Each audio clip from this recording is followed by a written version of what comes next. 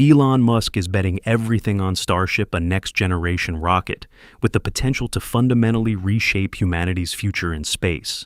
However, Starship is not finished yet. SpaceX knows that, and the company is working relentlessly day by day to refine and improve it. China knows that too, and it is not waiting around. Rather than innovate, a parade of Chinese aerospace companies has chosen to shamelessly help themselves to the idea so brazenly, so completely, that it has become genuinely difficult to tell where the original ends and the photocopy begins. Recently, a Chinese private aerospace company called Yushi Space made headlines after securing a 200 million yuan pre-A plus funding round. But for many observers, the funding itself is almost secondary. What has drawn far greater attention is the rocket the company is developing. Yushi Space's AS-1 launch vehicle is expected to be transported to Wenchang, Hainan in the second half of 2026, ahead of its maiden test flight. And what makes the vehicle remarkable is surprisingly simple. AS-1 bears an extremely strong resemblance to SpaceX's Starship. In other words, from the very beginning, Yushi Space appears to be pursuing one of the most ambitious and unforgiving paths in modern commercial spaceflight. The imitation operates on three simultaneous levels. The first is pure engineering. Yushi Space, one of China's most audacious new rocket startups, has followed SpaceX's technical roadmap for its AS-1 vehicle with almost surgical precision. The hull is stainless steel, the same unconventional material Elon Musk's team chose in 2019, trading the lightness of aluminum for steel's superior heat resistance and industrial manufacturability. The engines run on liquid oxygen and methane, the same green fuel combination that makes SpaceX's Raptor engines cleanly reusable across multiple flights. And most strikingly, Yushi Space is actively developing a tower-mounted mechanical catch system to retrieve the returning booster mid-air, a near-identical echo of SpaceX's Mechazilla structure in Boca Chica, Texas. Cosmoliap, another Chinese startup, is building the same thing. These are not coincidences of engineering logic arriving independently at the same solution. These are deliberate choices to clone a specific technical roadmap step by step, component by component. The second level is aesthetic. Beijing, leading rocket technology's vehicle. The Xingzhou-1 features grid fins, a dual-stage, fully reusable architecture, and aerodynamic control flaps that are, to put it diplomatically, visually indistinguishable from Starships. Even officials within China's national space program have unveiled heavy-lift rocket concepts bearing the unmistakable silhouette of SpaceX's design, the same proportions, the same flap placement, the same structural logic. The resemblance is too consistent across too many separate organizations to be anything other than intentional. But the third level of imitation is the most strategically significant and the most telling about what China has truly understood. SpaceX's most radical breakthrough with Starship was never purely technical, it was philosophical. Musk's central insight was that a rocket should not be treated as a bespoke scientific instrument, handcrafted by aerospace specialists over years of painstaking work. It should be treated as an industrial product, manufacturable at scale, repairable, and reflowable like a commercial aircraft, built with the same logic that produces trains or cargo ships. That idea was considered borderline heresy by the aerospace establishment for decades. SpaceX spent years proving it wasn't. And now, China's startups are adopting it wholesale. Yushi Space's production facility in Zhuzhou, Hunan province is explicitly described as China's answer to Starbase, a factory floor where stainless steel panels are rolled bent and welded into rocket segments on an industrial production line. To handle the ultra-thin sub-millimeter welds that stainless steel hull construction demands, they have recruited experienced welders from China's high-speed rail industry, reasoning that precision welding at scale is precision welding at scale, regardless of whether the object is a train carriage or the first stage of a super-heavy rocket. It is the kind of lateral cross-industry thinking that SpaceX itself pioneered, and it is now being borrowed without acknowledgement. The gap between copying an idea and mastering its execution, however, remains wide and deeply instructive. SpaceX has automated significant portions of its production process and can complete a full rocket hull section in approximately 2 weeks. Chinese competitors still relying heavily on manual labor require roughly 2 months for the equivalent task. That difference is not a minor inefficiency that additional funding will quickly eliminate. It represents the accumulated advantage of 15 years of iterative failure, thousands of small problems encountered on test stands and launch pads, solved, systematized, and encoded into institutional memory that no design file can transfer.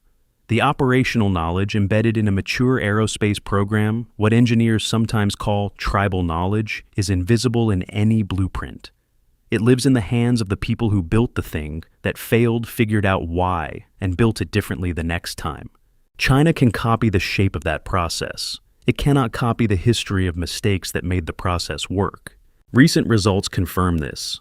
Multiple attempts by Chinese private companies to demonstrate Falcon 9-style booster recovery, a considerably simpler technical challenge than anything Starship demands, have ended in failures that SpaceX's team resolved years ago. For example, within just the past 5 months, in December 2025, LandSpace's Zhuge 3 became the first Chinese private rocket to reach orbit on its maiden flight, a genuine milestone. But the celebration was short-lived. During the landing burn, an engine anomaly turned the returning first stage into a fireball, crashing just short of the recovery site. Then came January 2026. Galactic Energy's new Series 2 veered off course seconds after liftoff and plunged back to Earth, destroying 6 commercial satellites in the process.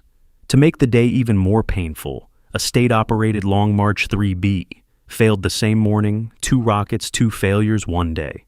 It was the kind of coincidence that the industry would rather forget. April brought no relief. Space pioneers Tianlong 3. China's most powerful private rocket to date, a heavy-lift vehicle with serious reusable ambitions, lasted just 33 seconds before an engine bay anomaly robbed it of thrust.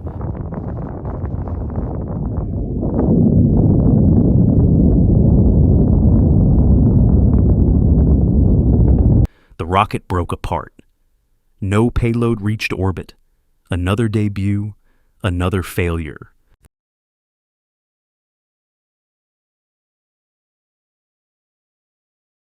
Three launches, 3 private companies, 3 very different rockets, and a single uncomfortable conclusion, copying the blueprint, is the easy part.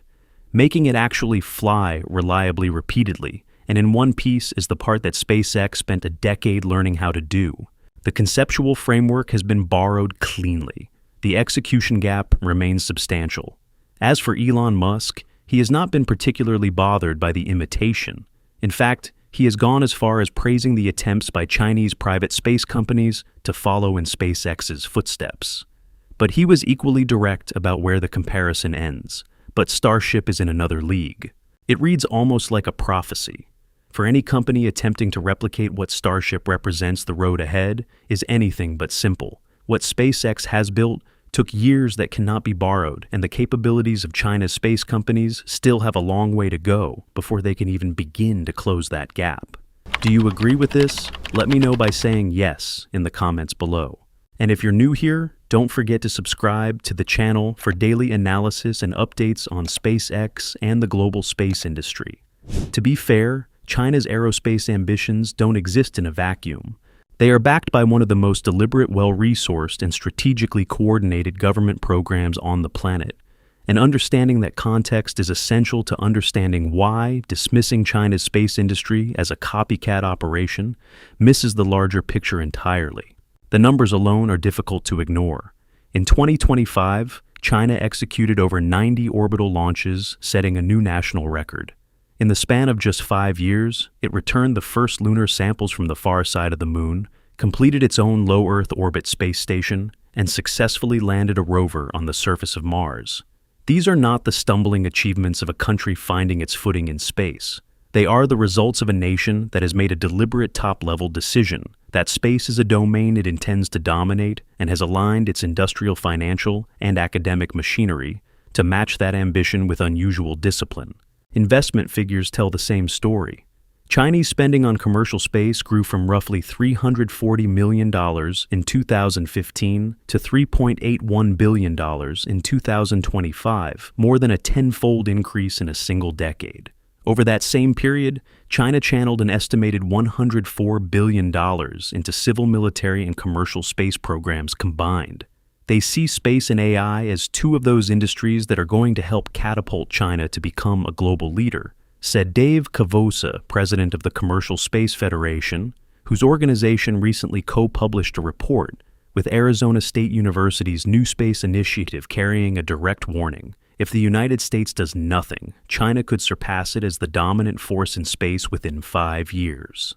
The United States still spends approximately 5 times more by some estimates, but the gap is narrowing, and the trajectory matters as much as the current position. The structural engine behind China's acceleration is worth understanding on its own terms. In 2014, a landmark regulatory document known within the industry as Document 60 opened China's space sector to private investment and private ownership for the first time. What followed was, by any measure, a transformation. Regional governments, universities, state-owned enterprises, and private companies began operating together in tightly integrated networks of space activity hubs distributed across the country. These are not office parks or research clusters in the conventional sense. They are self-contained ecosystems, each housing rocket and satellite manufacturing, launch infrastructure, and university research under a single coordinated framework designed above all for speed.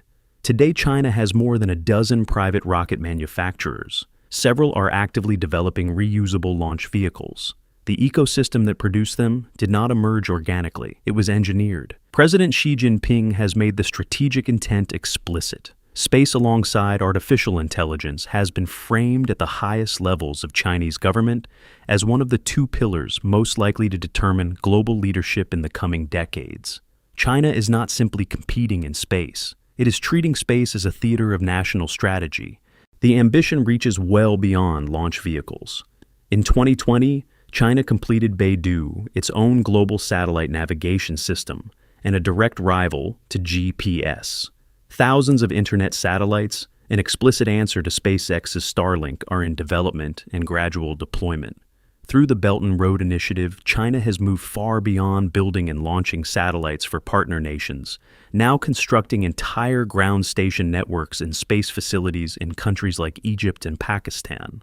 They've enveloped countries into the Sino-centric world through standards and technology, one analyst noted. It's soft power, gray power as you could say in diplomacy. The United States remains the undisputed leader in space for now. It still commands the most capable commercial launch industry on Earth, and the widest technological lead by most meaningful measures. But, as Cavosa put it, plainly, this space race is not about flags and footprints. It's going to be won by the country that builds the strongest commercial space industrial base. On that measure, the contest is closer than it has ever been, and China is not slowing down.